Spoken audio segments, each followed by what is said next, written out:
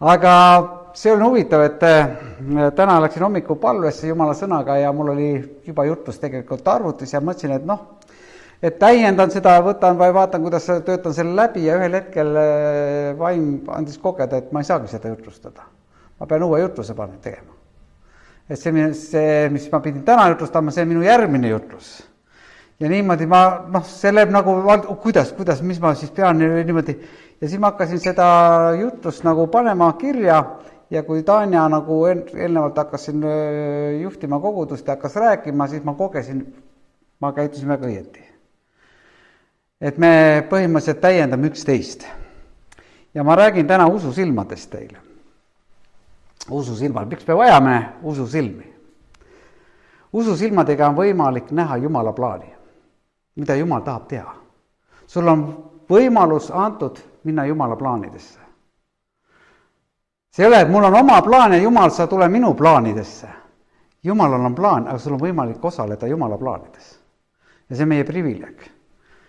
Ja Jumal on ka tõotanud, kui me läheme tema plaanidesse, siis on võrratud seiklused hakkavad pihta, nagu Tanja ütles, et püha vaimuga, kui see ei ole ristit, siis hakkavad võrratud seiklused elus pihta.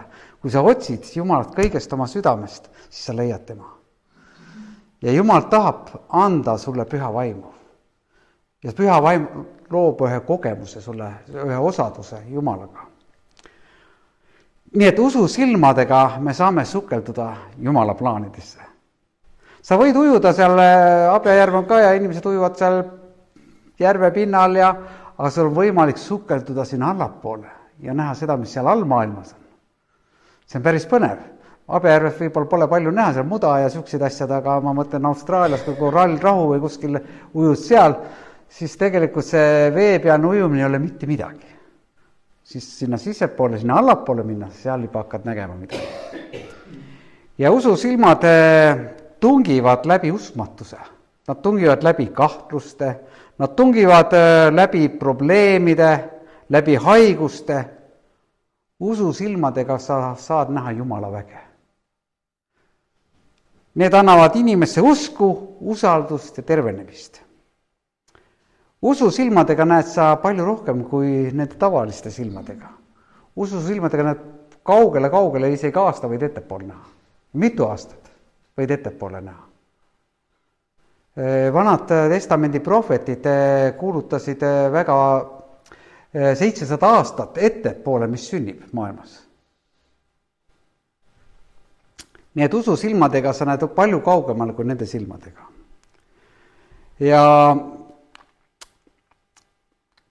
ususilmadega, oma silmadega sa näed enda ette ja tihti sa näed oma silmadega probleeme, neid olukordi, mis su ümber on, aga ususilmadega sa tungid kõigest nendest läbi. See on nagu, ütleme, et nagu paks pilv on su kohal ja sa ei näe päikest, aga selle üleval on päike, kui ususilmad sa vaatad läbi pilvede. Nagu lennuk tõuseb, on ka niimoodi pilvine, aga nüüd, kui ta tõuseb kõrgema, seal ikka päike paistab. Kui meil on pilvine taevas, see ei tähenda, et päike ei paista, päike ikka paistab. Aga lihtsalt pilved segavad seda asja. Siin üks kirjakoht, mida ma esile, seda ma lisasin juurde veel niimoodi, ma panen tekstid valmis, aga siis tuleb jälle üks hea mõte, see peaks seal sees olema. Ja see sõna räägib siis Moosesest. Mooses, kes oli nagu veest välja tõmmatud, võib-olla paljud teavad Moosese lugu. Mooses oli see, kes viis rahva tõotatud maale Egiptuse orjusest. Aga ta eelnevalt oli tegelikult hukka mõistetud ja Mooses lapsena oleks pidanud söötma krokodillidele viilu sees. Aga ime kaudu siis Vaaro tütar võttis ta omale, leidis selle, siis kus ta ujus selle laeka ja võttis ta omale ja Mooses kasvas Vaaro peres praktiliselt. Ja tal oli kõik tarkus, rikkus, kõik oli tal olemas. Tal oli võimalik saada tohutut karjäärit, ta ehitas, tegi, ta oli möllas seal Egiptuses päris kõvasti. Kuid ühel hetkel ta hakkas kogema, et midagi teistsugust on temas. Ja ta hakkas seda otsima, mis see teistsugune on ja leidis ta, et ta ei ole puhas Egiptlane, ta on Iisraeli soost. Ja äkki ta koges, ja nägi kuulutusi ka, või neid tõotusi, mis kunagi oli ka tõotatud võib-olla. Ta kolas kindlasti ringis ja kambrites ja leidis prohveti kirjasi, mis kunagi oli ära toodud. ja avastas, et temas on midagi rohkemat, kui lihtsalt olla siin vaora õukonnas. Ja sõna ütleb, sest Egiptuse aaretest suuremaks rikkuseks pidas ta teotust Kristuse pärast, sest ta tõstis oma silmad tasu poole. Ja korraga ta mõtles, ta ei kuulu sellesse seltskonda, kus ta on.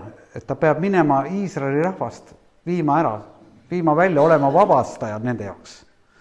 Aga see lugu võttis muidugi kaua aega enne, kui inimesed said aru, et tõesti ta on see, kes viib rahva välja.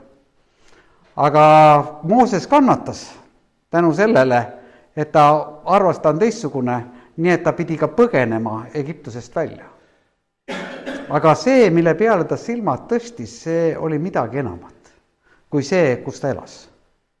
See oli palju suurem ja palju vägevam, mis andis talle julguse ja otsuse võime lahkuda sellest õukonnast või ütleme, vaara rikkuses juurest. Teine lugu, mis mind on väga puudutanud, on just see Elisa lugu. Elisa oli üks prohvetitest. Eelia, ütleme mantlipärija. Ja mõlematest prohvetitest on räägitud kui ühed imemehed tegelikult, kes nägid tohutud asju ettepoole. Ja see oli üks lugu, kus Elisa oli ühes väikeses linnas oma sulasega ja ta koges, et ta nägi vaimus ette, kus süürlased paigutavad oma sõjaväed. Ta ei olnud seal, aga ta vaimus nägi seda. Ja ta ütles Iisraeli kuningale, ära sinna mine, seal süürlased panevad sulle takistusi ja püüavad su elu võtta või hakkavad sõdima, ära sinna mine. Ja seda ei juhtunud üks kord, vaid juba üle 3 korra. Ja süürlaste kuningas läks närvi, ütles huvitav, kas meie keskel on spioon. Et keegi annab teada Iisraeli kuningale, kus me oma väed paigutame. Ja süürlaste üks sulane ütles, ei, meie keskel ei ole spiooni, aga selles linnas on Elisa, kes isegi räägib, mida sa oma magamiskambris räägid teistele. Ta räägib selle ka Iisraeli kuningale ette. Nii et Elisa oli vaimus kõikjal ja süürlased ei oska mitte midagi enam teha. Ja kuningas läks nii põlema selle peale, et kuule, ta räägib kõik ära Iisraeli kuningale, tead, piirame selle linna ümber ja tapame Elisa ära. Ja nii nad otsustasid, siis piirasid hommiku vara, läksid ja piirasid selle linna ümber. Ja tema sulane siis läheb välja, vau, ümberringi süürlaste sõjaväed, süürlaste lipud ja hobused seal ja valmis hävitama seda linna. Ja muidugi hakkas kisendama Elisa poole, et süürlased on linna ümber piiranud. Ja kui me loeme teise kuninga raamatust 6. peatükist, siis ta ütleb Elisa oma sulasele, ära karda, sest neid, kes on meiega, on rohkem kui neid, kes on nendega. Sulane ütleb, võib mõelda huvitav, kuidas meid on rohkem. Süürlased on terve sõjaväega piiranud linna ümber ja nüüd Elisa ütleb, kuule, ära karda, sest meiega on palju rohkem kui nendega. Ja siis Elisa palvetas ning ütles, issand, tee ometi ta silmad lahti. Issand, tee ometi ta silmad lahti, et ta näeks. Ja mida siis sulane nägi? See on huvitav. Ja issand tegi poisi silmad lahti ja too nägi ja vaatab, mägi oli täis tuliseid hobuseid ja vankreid ümber Elisa.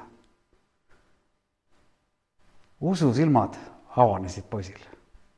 Ja korraga ta nägi ühte probleemi algselt, aga siis, kui Elisa palvetas tema Jumala poole, et ta silmad avaneksid, korraga ta näeb suurt lahendust. Ja muidugi, mis juhtus, et Elisa Jumala käsul siis lõi rahvast süürlasi pimedusega. Ja muidugi seal on teised imed, mis juhtus, et aga meil on vaja ususilmi. Kui tekivad probleemid ümber meie, mis me teeme? Siis me võime paluda, Jumal, ava minu ususilmad, et ma näeksin sellest läbi, sellest probleemist näha läbi. Ei ole mingit takistusi, ei ole ju midagi võimatut Jumalale. Meile on võimatu, aga mitte Jumala jaoks. Ja võib-olla see ongi hullem, kui probleemides ja olukordades me vaatamegi lihtsalt enda sisse ja hakkame aletsema, oi, kes me oleme ja mis me teha saame ja ma ei ole veel nii püha ja me hakkame niisuguseid asju nagu vabandama Jumala ees. Aga me peaksime palvata, Jumal, anna ususilmad, nägemaks midagi põnevamat. mida sina siis täna näed? Kas sa vaatad oma elule ususilmadega või vaatad oma ihuliku silmadega? Üks mure ajab teist taga, seda ei ole, et toda ei ole. Või vaatad sa ususilmadega, kõik on võimalik temale. Mina usun temasse, sest temal on kõik võimalik. Ja Jumala silmad vaatavad asju kõrgemalt. Meie näeme siin maa peal, mis on, aga Jumala silmad on nii kõrgelt, ta näeb aastaid ja aastaid ettepoole veel, meie elu. See on imeline. Jumala silmadega on palju kaugemale võimalik näha. Palju sügavamale on võimalik näha. Mõned teavad, ma olen rääkinud, tihti ma ei ole nii vana, et ma kordan, aga see lihtsalt asi läheb väga hästi siia sisse. Kablis, kui ma kunagi kuulutasin ja seal üks meeste rahvas tuli kogudusse ja niisugust ülbust täis ja hakkas nagu segama teenistust. Ja ma ütlesin ära, et ma räägin teiega, palun istuge maha, et ma räägin teiega. Ja ta kuuletus, see oli huvitav, muidugi ta oli niisugust veidi puruline ka ja ma ei tea, mis ta mõtles seal. Aga ta võttis vaikselt istet ja ma hakkasin kõnelema ja ma ei mäletagi, millest ma kõnelesin, aga kui ma lõpetasin, vaatasin seda härrat, pisarad voolavad mööda põske alla. Ja äkki ma kogesin, algselt ma vaatasin, et ta on niisugune ülbus täis ja niisugust kindlasti alkoholit tarvitanud ja niisugune, aga korraga ma nägin Jumala silmadega, et vau, milline puhas süda tal on. Ma nägin nagu seda sisse poole. Ja ma ei kogenud isegi alkoholi lõhna. Ja ma läksin vestlema tema, küsin, kas sa tahad Jumala lapseks saada. Jah. Ja me palvetasime seal koos, et ta saaks Jumala lapseks. Ja ma ei tundnud üldse, et ta oleks midagi. Ma nägin, ja siis ma kogesin, et ma nägin teda Jumala silmadega. Ma nägin sinna sügavamale. Ja pärast keegi ütles, vaat kus haises. Huvita, ma ei tundnud seda haisu või lõhnagi isegi. Aga siis see on tohutu võrratu kogeda Jumala silmadega midagi elus. Ja ma olin tänulik Jumala, et mul oli selline kogemus jälle olemas. See on niisugune uus kogemus jälle su juures. Või on probleemid meie elus? Kindlasti probleemid tulevad. Millegi pärast me läheme Jumala ette selles viimases olukorras, kui midagi ei oska enam ise teha. Olete kogenud? Me teeme ise kõik, proovime kõik ja kui me ise hakkame, siis lõpuks hea küll, Jumal tule appi. Aga milleks? Me peame nii palju vigistama siis. Isegi sellised väiksed asjad, mäletan Mirjami, kui rahakott koos käekotiga jäi kohvikusse ja me olime juba paarsada kilomeetri eemal. Ja tekib niisugune, miks ja niimoodi või niisugune, üks öeldi, palvetame, muidugi. Aga see palvetamine tuleb alles nagu lõpupoole. Huvitav, mul oli kunagi seal Viljandi laulupidu ja ma pidin seal mootorratta sõitu tegema, viima läbi ja ma olin mootorrattaga seal Jaani kirikus telgi juures oma Harliga ja siis telefon, äkki vaatan, telefoni oli taskus, seal oli laud, ka ma olin laua peal asjad ja inimesed käis kogu. Ja vaatan, kus telefon? Ja esimene asi, varastati ära. Ma ei tea, kui rahakott kadus, ikka mõtled, et varastati ära, keegi pani pihta. Ja mõtlen, huvitav, kus telefon on ja ei leia üles kuskilt.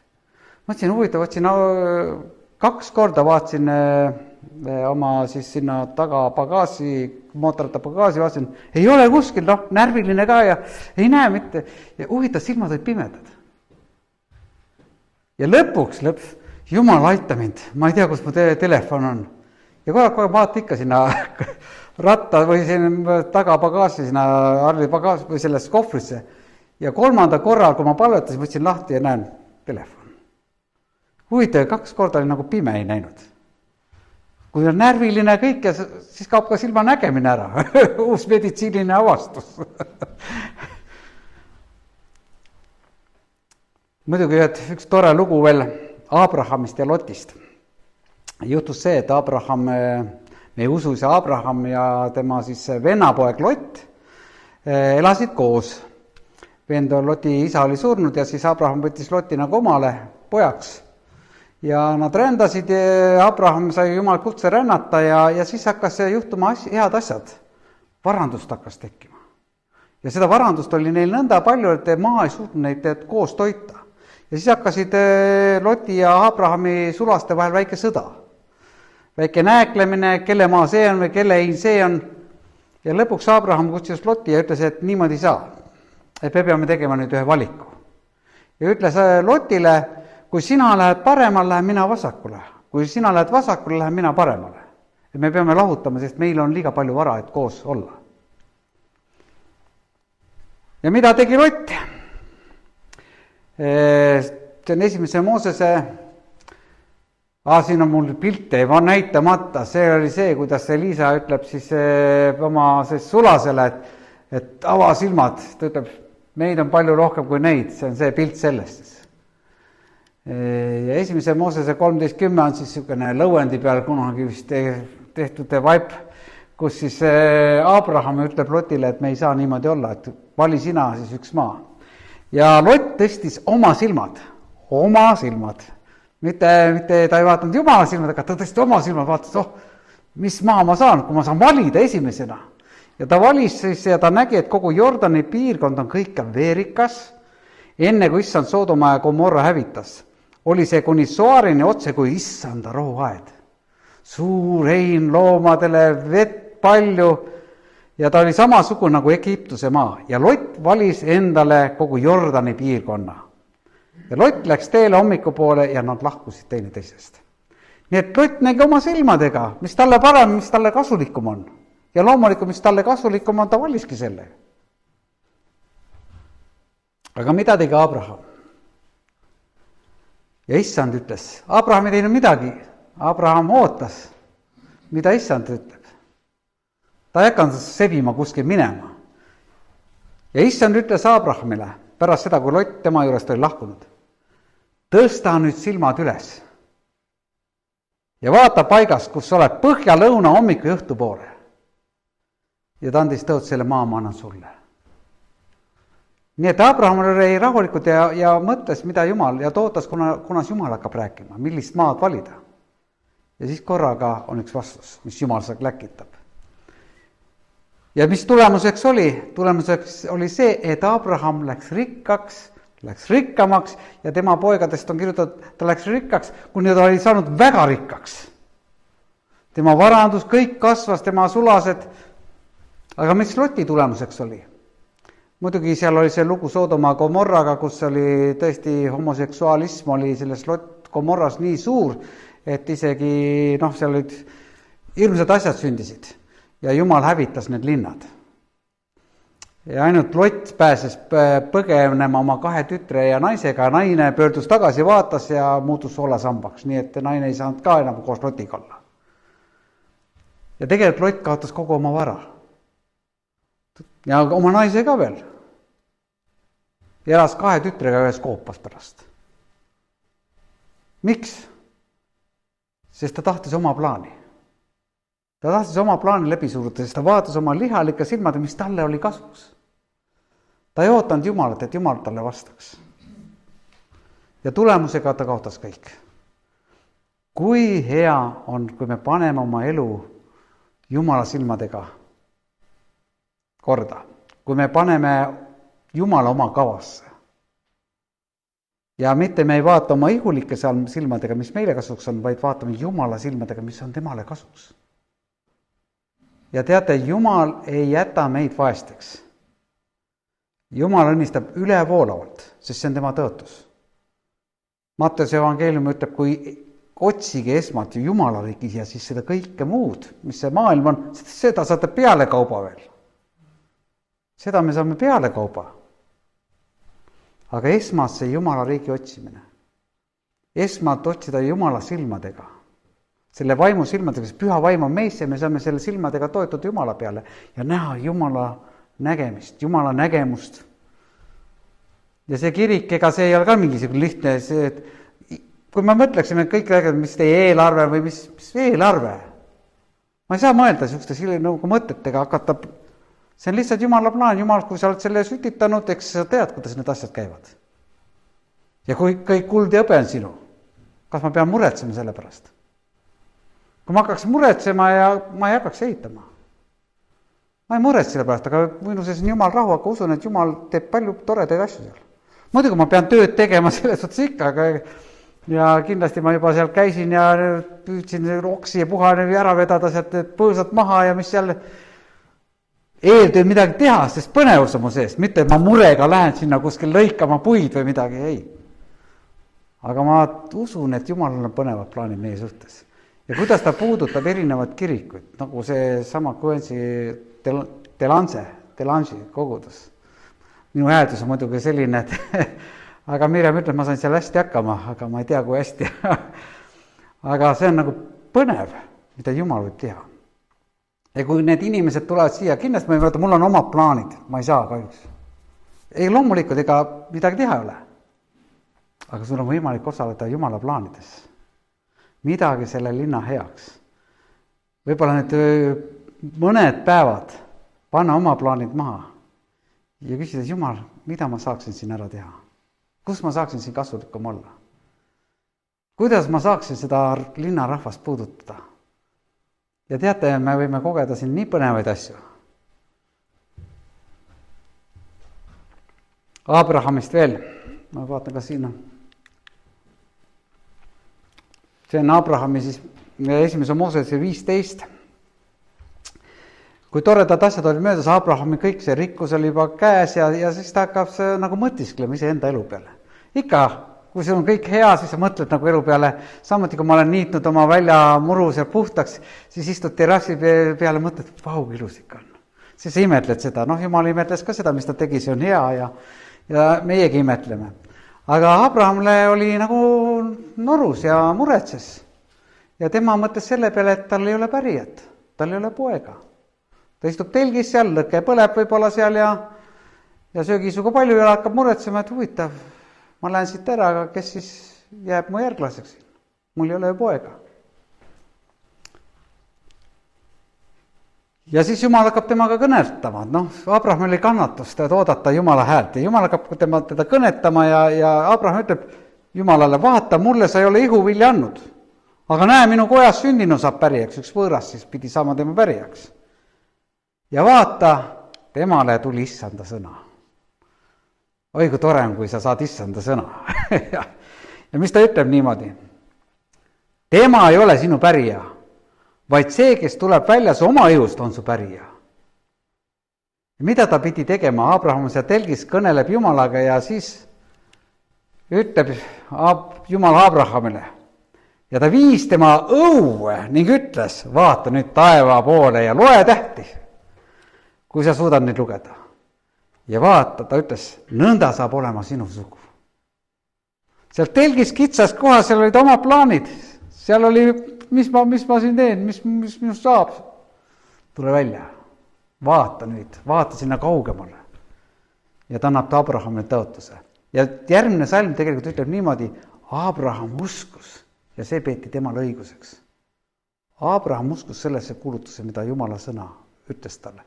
Ometi oli peaaegu 100-aastane mees ja Abrahama naine oli üle 90. Aga ometi tõi see 90-aastane naine siis lapse ilmale. Muidugi tollel ajal olid teised vanused ka natukene, et tänase päeval võib-olla 100-aastasel on raske või ema peaks lapse sünnitama 90-aastased, see on päris raske siin. Aga Jumal ei ole midagi võimatud. Aga see oli üks huvitav asi, et Jumal tahab, et me näeksime kaugemale, me näeksime sügavamale, et me kogeksime seda Jumala põnevust enda sees. Me peame vahepeal minema õue, vaatama taevast, kui imeliseks on Jumal selle kõik meie jaoks teinud. Ära jää oma plaanidesse kinni, see on minu plaan, see on minu plaan. Jumal on palju suurem plaan sinu jaoks, kui need väiksed sinu plaanid. Aga loomulikult Jumal tahab, et sinu plaanid kellu läheks, jõustuksid. Ta tahab sulle ju parimat. Kõik on võimalik sellele, kes usub. Nii et tule välja pühas vaimus ja vaata issanda peale ja küsi, mida sa issand tahad, et ma näeksin? Need on küsimused, mida sa võiksid issandalt küsida palves. Mida sa issand tahad, et ma näeksin? Kas ma saaksin seda elu näha sinu perspektiivis? Jumal, anna mulle silmad, et ma näeksin sinu plaane. Panna kõrvad juurde, sest Jumal ju rääkis, silmad teil on, aga ta ei näe, kõrvad teil on, aga ta ei kuule. Ta ütleb, sa võid öelda, anna mulle Jumal need kõrvad ja ma kuuleksin sinu häält. Ja tegelikult mitte ei kuuleks, vaid kuuletuks. Kui sa lihtsalt kuulad Jumalat ja ei kuuletu, sellest ei ole tolku. Jumala häälele tuleb ka kuuletuda, siis on sellel tulemus. sa võid rääkida, mida Jumal sulle rääkis suured asjad ära, aga kui midagi juhtub peale seda, midagi ei tee, siis ei ole ka midagi. Ma arvan, kui meil on projektid käes selle maja peal, siis ma võtan labid ja panen sisse ja teeme ühe ülistust loo ja naudime, vaatame, mis Jumal teeb seal, kuidas see auk suureneb ja kuidas see vundament hakkab tekkima ja põnevat hakkab sündima. Ja sa võid öelda, mul on oma plaanid ja minna oma plaanidega edasi, nagu Lotil olid oma plaanid. Aga küsimus on, kuhu sa tahad jõuda. Mul veedis väga, ma kasutasin Inglismaal ka Rauli mõtet, et ilma Jumalat elavadki inimesed. Aga mis elu see on? See on nii hea mõte oli, mille ma panin kõrva taha kohe. Ja tegelikult oma plaanides võib ka teha, toredad asju võib sündida, aga Jumala plaanide kõrval need on väga tühised. Sest Jumal tahab palju enamat sulle. Ja Jeesus ütleb selles samad sõnad, sest kes iganes tahab päästa oma elu, kaotab selle. Aga kes iganes kaotab oma elu minu pärast, leiab selle. See on see, kui ma panen Jumala esikohale. Aga ärge kurvastuge, sest ka sinu unistused tahab Jumal täita. Ta mõtleb ka nende plaanide peale, mida sinu sees oli. Aga esmalt ikkagi see Jumala riik ja siis nagu see lesnaine või see mitte lesnaine, oli ikka lesnaine, kes oma pojaga olid valmis surema, aga Eliisa ütles, et küpseta mulle pirukas. Esmalt mulle ja siis ma ütlen sulle, et vakas jahu ei lõppe ja õlivool ei katke. Ja niimoodi juhtub. Kui me võtame esmalt Jumala plaani, siis teate, meie jahu vakases ei lõppe ega õli saa otsa.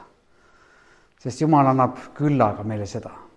Ta ütleb, rasvaste roogadega katab ta meie laua vastase silmal. Ja nii palju head on selles sõnas. Ja tegelikult see on hea kogeda ja lugeda Jumala sõna ja kogeda seda, mida Jumal räägib. Kui otseselt Jumal su nagu reemana või siukse ilmutusena räägi, siis läbi Jumala sõna ikka räägib. Ja Jumala sõna ma loen iga päev, mis Jumal räägib. Ja sellepärast ma pidin täna oma teksti muutma, sest ma nägin kaugemale, ma nägin, mida Taina pidi rääkima. Et vaimus võib-olla kogesin seda, mida Taina räägib, kuigi ma ei kuulnud neid sõnu midagi, aga ma muutsin oma teksti. Ja nüüd ma saan aru, miks ma muutsin oma teksti. Nii et naudime ja lähme selle põnevale ajale vastu, mida Jumal meile on andnud siin maa peal. Ja Jumal on andnud selleks selle elu, et me võiksime kogeda teda. Ja ma ütlen, et Jeesus Kristus päästab, aga püha vaim toob meile kogemuse.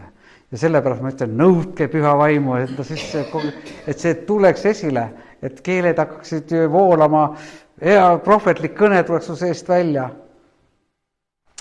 Meil on 4 pühast, et palju on seda keeltega rääkimist, aga vähem prohvetlikku kõnelemist. Ja tegelikult on see ka üks väga vajalik asi, me prohvetlikult kõneleksime. Prohvetlik kõne on julgustada üksteist, usus. Kinnitada või mida iganes see tulevad. On ka tarkuse sõna, nagu Mirjam on meile selle seminarid on teinud, need pühavaimu erinevad annid, mis hakkavad tööle meie sees. Ja need on vägevad asjad. Tunnetuse sõnad, tarkuse sõnad. Kogeb palju rohkem, mida maailm kogeb. Sul on rohkem tarkust kui selle maailmal kokku. Sa oskad õigeid lahendusi leida, õigeid viise, kuidas elada. Sinu see peal ei ole hirmu, sest Jumal on elab koos sinuga. Meid on palju rohkem kui neid seal. Kui üksteist kõik, mis väed tulevad meie ette, kuule, meid on palju rohkem kui neid. Nii me võime olla tänulikud ja tänu Issandale. Aga tõuseme. Tanja tahtsid, või on laulu vist pärast poole. Okei. Ja minu